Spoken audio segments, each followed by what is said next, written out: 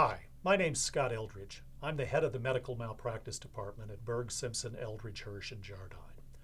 I've spoken to you in the past about birth injury cases and birth trauma cases, but I'd like to tell you a short story about a case that we recently handled that exemplifies why it's important to get an experienced law firm to handle your case.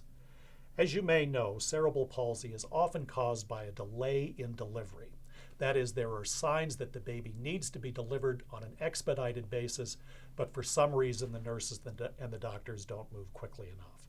That is often a cause of cerebral palsy. In other cases, we've seen where a baby has been delivered in a poor condition and needs immediate resuscitation.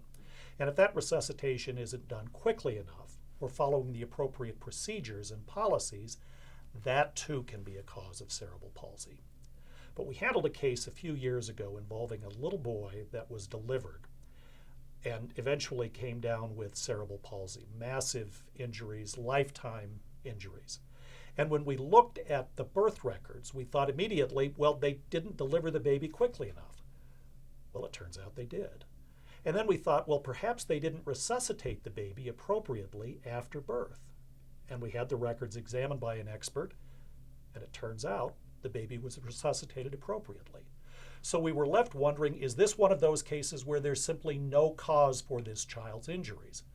We didn't give up. We dug down deep, found that there was a glucose level with this baby who made him hypoglycemic, which was not appropriately managed by the physicians and nurses. And as a result of that, unfortunately, this little boy has a lifetime of injuries associated with cerebral palsy.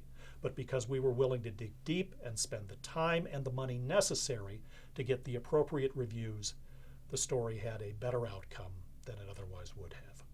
Thank you.